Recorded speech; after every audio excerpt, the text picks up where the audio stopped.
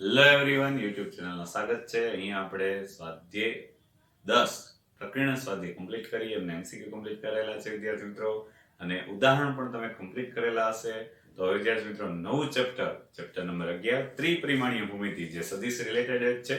Chapter number 11 ત્રિપરિમાણીય ભૂમિતિ સમજીએ એ પહેલા અહીંયા વિદ્યાર્થી મિત્રો બેઝિક કન્સેપ્ટ યાદ કરાવું કે સદિશોની સમજણ હશે, એમના ડોટ પ્રોડક્ટ ક્રોસ પ્રોડક્ટ ખબર હશે તો અહીંયા એમનો ઉપયોગ ખ્યાલ આવશે. બે સદિશો સમરેખ હોય તો બે સદિશો વચ્ચેના ખૂણાનું માપ, આ બધી જ અહીંયા જરૂરિયાત છે. એટલે 10મું ચેપ્ટર જે વિદ્યાર્થી મિત્રો કોઈને બાકી હોય વિડીયો લેક્ચર તો ખાસ જોઈ લઈએ, રિવાઇઝ કરી લઈએ, તો જ ચેપ્ટર નંબર 11 માં ખ્યાલ આવશે. ઓકે, અહીંયા વિદ્યાર્થી મિત્રો ચેપ્ટર નંબર 11 માં બે ભાગ છે. એક રેખાઓ. ત્રિપરિમાણીય ભૂમિતિનો મીનિંગ શું છે કે તમે જે રૂમમાં, ક્લાસરૂમમાં બેઠા હોય, ઘરે રૂમમાં બેઠા હોય તો એ 3 ડાયમેન્શનનો એક ભાગ છે. સમજી જાય 3 ડાયમેન્શન શું કામ કહીએ છીએ આપણે? કારણ કે x અક્ષ, y અક્ષ અને z અક્ષ કન્સિડર કરો તો 3 ડાયમેન્શનની એને સમજાવવા માટે જરૂર પડે છે. આપણે 10મા ચેપ્ટરમાં એવું સમજાતા પંખાનું સ્થાન દર્શાવવા માટે આપણે 3 પરિમાણની જરૂર પડે છે, એટલે આપણે એને કહીએ છીએ 3 ડાયમેન્શન, જેને આપણે આ રીતે પણ દર્શાવતા x અક્ષ, y અક્ષ અને z અક્ષ. બરાબર? તો આપણો રૂમ છે એ રીતે આખું 3 ડાયમેન્શનમાં સમજાવવામાં આવે છે. તો એમાં પણ 3 ડાયમેન્શનમાં બે બિંદુમાંથી પસાર થતી એક રેખા વિચારો, મીનિંગ કે આ રેખા આમ પસાર થતી હોય. બરાબર? તો આ 3 ડાયમેન્શનમાં રેખાનું સમીકરણ કેમ બનાવવું? પછી આ જે 3 ડાયમેન્શન છે, તમે જે રૂમમાં બેઠા છો એમાં છત આવે, એમાં ફ્લોરિંગ એટલે કે તળિયું આવે, તો એને સમજાવવા માટે સમતલની જરૂરિયાત પડે. તો એ બંનેના સમીકરણ અહીંયા સમજવાના છે. તો આખું ચેપ્ટર રેખાઓ અને સમતલથી બને છે, પણ 3 ડાયમેન્શનમાં. બરાબર છે? તો એમાં પહેલો ભાગ આપણે સ્ટાર્ટ કરીએ રેખાઓ ચેપ્ટરમાં. રેખાઓ એટલે આપણને ખબર છે બે બિંદુ માટે પસાર થતી હોય અને કંઈક ને કંઈક બીજી માહિતી આપેલી હોય, આવા શરતનું પાલન થાય એવી રેખા આપણે સુનિશ્ચિત તો કરી છે. તો 3 ડાયમેન્શનમાં શું સમજીએ? તો આપણે 2 ડાયમેન્શન યાદ કરતા જઈએ. રેખાઓ ચેપ્ટર આપણે 11th સાયન્સમાં પણ ભણી ગયા. રેખાઓ ચેપ્ટર માટે આપણે એમ કહેતા કે એક બિંદુ આપેલું હોય, ઢાળ આપેલું હોય, x અક્ષની ધન દિશા સાથેનો ખૂણો, તો એ રેખાનું સમીકરણ બનાવી શકતા xy સ્વરૂપનું. તો અહીંયા xy z સ્વરૂપનું કેમ બનશે? તો 2D નથી, એ તો ખબર છે આપણને. 3D માટે આપણે શું વિચારવાનું થાય વિદ્યાર્થી મિત્રો? એક બિંદુ આપેલું હોય એટલે એક બિંદુમાંથી પસાર થાય તો એ તો ઘણી રેખા પસાર થાય, પણ એના માટે નિશ્ચિત દિશા આપેલી હોય, આ બિંદુમાંથી પસાર થતી અને આ દિશામાં આગળ વધતી, L બારની દિશામાં આગળ વધતી, જ્યાં ઢાળનું કામ અહીંયા દિશા કરે છે, તો નિશ્ચિત થઈ છે. વિદ્યાર્થી મિત્રો હું એમ કહું કે આ કેપ છે, આપણે એને આપણે બિંદુ ગણી લઈએ. પછી એમાંથી પસાર થતી રેખા, આ બિંદુમાંથી પસાર થતી રેખા, અને બ્લેક માર્કર રાખું સમજાવવા માટે, તો એ આપણી દિશા ગણાવી દઈ. તો આ બિંદુમાંથી તો અસંખ્ય રેખા પસાર થઈ શકે, આમ ક્રોસ કરો, આમ કરો, પણ એમ કહું કે આ બ્લેક માર્કરની દિશામાં પસાર થતી તો સીધી આ જ રેખા બનશે. આ જ રેખા એટલે એક બિંદુ આપેલું હોય, રેખાની દિશા આપેલી હોય, તો રેખાનું સમીકરણ સુનિશ્ચિત થાય. એના માટે આપણને રકમમાં જે માહિતી આપેલી હોય, a of a બાર, એટલે કે એક બિંદુ આપેલું હોય જેનો સ્થાન સદિશ a બાર કહીએ. સ્થાન સદિશ એટલે આપણે ખબર છે યામ ક્રમયુક્ત ત્રેય સ્વરૂપે xyz હોય. ઉપરાંત L દિશાવાળી એટલે કે L દિશામાં આગળ વધતી L દિશાવાળી રેખાનું સદિશ તેમજ કાર્તેઝીય સમીકરણ મેળવો. તો આપણે બંને સમીકરણ મેળવવાના છે. સદિશ સ્વરૂપનું એટલે આપણે 12 વાળું અને કાર્તેઝીય સમીકરણ મીનિંગ xyz વાળું. તો અહીંયા બંને સમીકરણ મેળવવા છે. એના માટે સામાન્ય સમજૂતી લઈએ કે આ a બિંદુ આપેલું છે અને બીજી રેખાની દિશા આપેલી છે. અન્ય રેખા ઉપરના બિંદુ કોઈ પણ વ્યાપક સ્વરૂપે એને p નામ આપી શકાય. જેમ આપણે xy સમતલમાં કોઈ પણ બિંદુ pxy કહેતા, એમ 3 ડાયમેન્શનમાં કોઈ પણ બિંદુ p હોય જેનો સ્થાન સદિશ r બાર કહીએ. તો એક બિંદુ લઈ લે રેખા L પર, કોઈ પણ એક બિંદુ અહીંયા પસંદ કરીએ એને p કહી શકાય, આ બિંદુ પણ p કહી શકાય, આ પણ કહી શકાય, આ સાઈડે ના પણ p કહી શકાય. તો રેખા L પરનું કોઈ પણ બિંદુ જે લઈએ છીએ એના વ્યાપક સ્વરૂપે ક્રમયુક્ત ત્રેય સ્વરૂપે આમ લખીએ તો r બાર એટલે xyz. તો આ એમનો સ્થાન સદિશ થઈ ગયો વિદ્યાર્થી મિત્રો r બાર. તો આ એમને વ્યાપક સ્વરૂપે લખેલું કહેવાય. હવે બિંદુ p લીધું એનાથી શું ફાયદો થયો? એક ap સદિશ તમે વિચારો મનમાં, ap સદિશ જ્યાં પણ બનતો હોય ત્યાં, અને L દિશા વિચારો, રેખા ની દિશા L, આ બંને સમરેખ સદિશો થાય કે કેમ? તો આપણે સમરેખ વિશેનો કન્સેપ્ટ ભણી ગયા છીએ. AP અને L ની સમાન દિશા હોય કે વિરુદ્ધ દિશા હોય, કહેવાય તો સમરેખ સદિશો. સમરેખ સદિશો હોય તો શું ફાયદો? AP KL મળી શકે. AP KL મળે જ્યાં K belongs to R. તો હવે આપણા માટે ઈઝી થઈ ગયું. એપી સદિશને કેમ લખતા? પી નો સ્થાન સદિશ માંથી એ નો સ્થાન સદિશ એટલે r માઇનસ એ. તો આમાંથી r ને સૂત્રનો કરતા બનાવીએ અને હવે જે સ્વરૂપ મેળવ્યું વિદ્યાર્થી મિત્રો એ આપણા માટે રેખાનું સદિશ સમીકરણ મળી ગયું કહેવાય. જે રેખાનું સદિશ સમીકરણ છે. સદિશ સમીકરણ શું કામ? જેમાં 12 સ્વરૂપે r bar a bar l બાર એ સ્વરૂપે લખેલું છે એટલે રેખાનું આપણું જાણીતું સદિશ સ્વરૂપનું સમીકરણ છે. જો અહીંયા અચળાંક k ના ઉપયોગ કરેલો હોય તો વિદ્યાર્થી મિત્રો ઘણીવાર લેમ્બડા સ્વરૂપે ઉપયોગ કરેલું હોય તો આમ પણ લખી શકાય. તો એ આપણી જાણકારી માટે r bar minus a bar is equal to lambda l બાર. તો r બાર બરાબર a પ્લસ લેમ્બડા l બાર. અર્થઘટન એટલું જ થયું કે અચળાંક સ્વરૂપે કોઈ પણ લખી શકાય. તો આપણને એમ થાય શું આ રેખાનું સમીકરણ દર્શાવતું હશે? ચેક કરીએ આપણે. a તરીકે 0 લઈએ. જો તમે k તરીકે 0 મૂકો તો a બાર પ્લસ 0 એટલે તો આ બિંદુ આવી ગયું. k તરીકે 1 મૂકો તો આ બિંદુ, k તરીકે 2 મૂકો, k તરીકે 10 મૂકો, k તરીકે ઋણ સંખ્યા લ્યો, અપૂર્ણાંક લ્યો, પોઈન્ટ વાળી કોઈ પણ સંખ્યા લેશો તો k ને અનંત કંઈક ને કંઈક જે બિંદુ દર્શાવશે એવા અનંત બિંદુઓ બધા ભેગા થઈ ગયા. અનંત બિંદુઓનો ગણ એટલે રેખા થઈ ગઈ. તો આનો અર્થઘટન કે આ રેખાનું સદિશ સમીકરણ દર્શાવે તો છે. તો આ માત્ર માહિતી માટે તમારે ઉપયોગ કરવાનો છે બોક્સ સ્વરૂપે કે જ્યારે પણ હું એમ કહું રેખાનું સદિશ સમીકરણ લખો તો r bar is equal to a bar plus al બાર. જો k ના ઉપયોગ કર્યો તો લેમ્બડા. તો આ સ્વરૂપનું યાદ રાખવાનું. દાખલાઓમાં આ સ્વરૂપ આપણને ઉપયોગમાં આવશે. વિદ્યાર્થી મિત્રો, સદિશ સ્વરૂપનું જે સમીકરણ તૈયાર કર્યું r bar is equal to a bar plus kl bar where k belongs to r. અહીંયા સમીકરણમાં જો તમે ક્રમયુક્ત ત્રય સ્વરૂપે r બાર એટલે આપણને ખબર છે વ્યાપક સ્વરૂપના બિંદુના યામ x y z. આ કોઈ નિશ્ચિત બિંદુ છે અહીંયા ફિક્સ કરેલું a બાર તો એના યામ x1 y1 z1 મૂકી દઈએ. l બાર એટલે રેખાની દિશાના ઘટકો l1 l2 l3 મૂકી દઈએ. જો આવું સ્વરૂપ આ જ સમીકરણમાં મૂકી દઈએ, ઉપરોક્ત સમીકરણમાં આ બધું મૂકી દઈએ, આના સ્થાને xy z, આમના સ્થાને x1 y1 z1, l બારના સ્થાને l1 l2 l3, તો સાદુરૂપ આપતા આપણે અહીંયા ઘટકો પહેલા ઘટકનો પહેલા ઘટક સાથે સરવાળા સ્વરૂપ, બીજા ઘટકનો બીજા સાથે સરવાળા સ્વરૂપ આ રીતે મૂકવાથી સરખાવતા આપણને જે સ્વરૂપ મળે વિદ્યાર્થી મિત્રો એમાંથી જ કાર્ટેશિયન સમીકરણ બનવાનું છે. તો એના માટે આપણે શું કહીએ? એક્સિયમ કેવી રીતે પડેલો હોય તો x1 kl1 એટલે આનું અર્થઘટન શું થાય? અહીંયા યામ સ્વરૂપે તમે જોશો તો x1 kl1 x1 y1 z1 છે તો k તરીકે 0 રાખો તો x બરાબર x1 આવી જાય એટલે કે આ રેખા ઉપરનો આ બિંદુ મળે.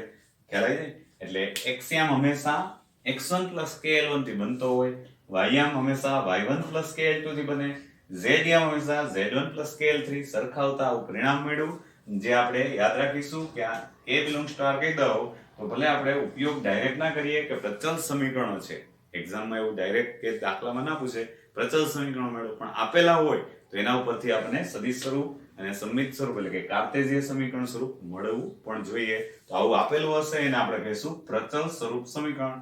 જે પ્રચલ સ્વરૂપ રેખાનું સમીકરણ છે આ પણ ધ્યાનમાં રાખવું. બરાબર? એટલે આ જે સ્વરૂપ આપેલું છે વિદ્યાર્થી મિત્રો એ ખરેખર પ્રચલ સ્વરૂપ બને છે. એનો ઉપયોગ ક્યાં છે તો કે આમાંથી આપણે કાર્ટેશિયન સમીકરણ મેળવવું છે. તો અહીંયા રેખાનું સદિશ સમીકરણ તૈયાર, રેખાનું પ્રચલ સ્વરૂપ સમીકરણ તૈયાર. હવે અગત્યનું છે આપણા માટે કાર્ટેશિયન સમીકરણ. તો આમાંથી જ k વાળા પદને દરેકમાંથી સૂત્રનો કરતા બનાવીએ તો હવે જે સ્વરૂપ બનશે આપણા માટે કાર્ટેશિયન સ્વરૂપ. વિદ્યાર્થી મિત્રો આ જે પ્રચલ સ્વરૂપ આવ્યું એના ઉપરથી જ આપણે કાર્ટેશિયન સ્વરૂપ તૈયાર કરીએ. કાર્ટેશિયન સ્વરૂપ એટલે આપણે એ યાદ રાખીએ કે x y z વાળા પદ આવશે. પ્રચલ સ્વરૂપ એટલે એમાં k વાળો ઘટક ભેગો આવશે. અને જે આપણે પહેલું સમીકરણ તારવેલું તો સદિશ સ્વરૂપ તો r bar is equal to a bar plus kl બાર સ્વરૂપ આવે. તો અહીંયા વિદ્યાર્થી મિત્રો પ્રચલ સ્વરૂપમાંથી દરેકમાંથી મારે k ને સૂત્રનો કરતા બનાવવા છે. તો x1 સામે લઈ જાઓ, x x1 is equal to kl1. એમાંથી k ને સૂત્રનો કરતા બનાવવો હોય તો l1 ને છેદમાં લઈ જઈએ. આવું સ્વરૂપ બધા માટે y y1 upon l2 is equal to k, z z1 upon l3 is equal to k. આ દરેક પદમાં k સરખાવી દઈએ આપણે વિદ્યાર્થી મિત્રો.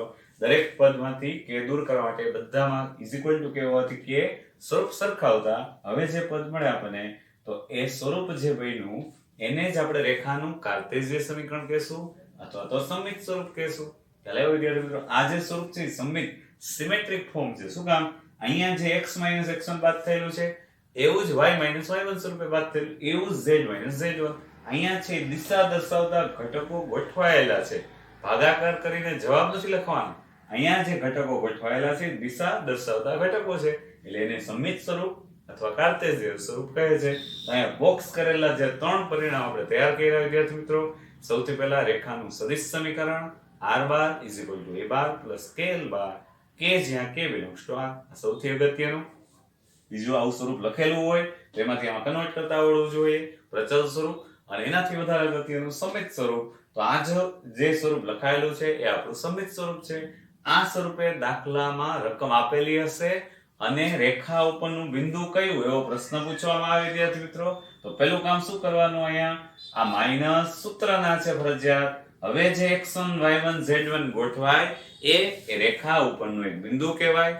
અહીંયા જે દર્શાવ્યા છે એ રેખાની દિશા દર્શાવતા ઘટકો છે. જેમ કે અહીંયા 3 4 5 હોય તો એ રેખાની દિશા દર્શાવતો સદિશ 3, 4, 5 થઈ જશે. આ રીતે આપણે એનો આગળ ઉપયોગ કરીશું. હવે વિદ્યાર્થી મિત્રો અહીંયા રકમમાં જે માહિતી આપણને આપેલી હતી એમાં આપણે એવું કહીએ કે સમિત સ્વરૂપમાં જે તૈયાર કર્યું કે ભાઈ આ રકમમાં આ સ્વરૂપ આપેલું હોય તો ઓકે અહીંયા x1 y1 z1 એવું કહી દેવાનું. ઘટકો જો l1 l2 l3 ગોઠવાયેલા હોય કોઈને કોઈ વાસ્તવિક સંખ્યા હશે એ પણ ધ્યાનમાં રાખવાનું. અહીંયા x ની સાથે સહગુણક કમ્પલસરી 1, y ની સાથે સહગુણક 1 અને z નો સહગુણક પણ કાંઈ જ ન હોય એટલે ગુણાકારમાં 1 હોય તો એવું કમ્પલસરી દર્શાવવાનું. જો અહીંયા 2x હોય તો 2 કોમન કાઢી અને છેદમાં લઈ જવાના. એ સાદું આપશું આપણે જરૂર પડે. પણ જો રેખાની દિશા દર્શાવતો સદિશ l ઘટકો l1 l2 l3 માં એક ઘટક 0 હોય તો હવે વિદ્યાર્થી મિત્રો ઘણા કન્ફ્યુઝ થઈ જાય કે છેદમાં 0 તો શું કરવું. નો પ્રોબ્લેમ. છેદમાં 0 એનો મીનિંગ અર્થઘટન એવું ક્યાંય નથી કે ભાગાકાર કરીને જવાબ લખો. આ બધા ઘટકો l1 l2 as it is રહેશે. 0 વાળા ઘટકને આપણે સમજવાનો એમ છે કે આના બરાબર છે તો બધું કે સ્વરૂપ કરે. જો આમાંથી દિશા દર્શાવતા ઘટકો લેવા હોય તો l1 l2 0. ભાગાકાર કરીને જવાબ નથી લખવાનો, ખાલી સમજૂતી માટે ઝડપથી દિશા મળે એ માટે ઘટકો ત્યાં ગોઠવેલા છે. હવે જો હું આનું સાદરૂપ આપવા જાઉં તો આ એઝ ઇટ ઇઝ પદ x - x1 upon l1 y - y1 upon l2 આ બરાબર બધું ગોઠવાયેલું છે.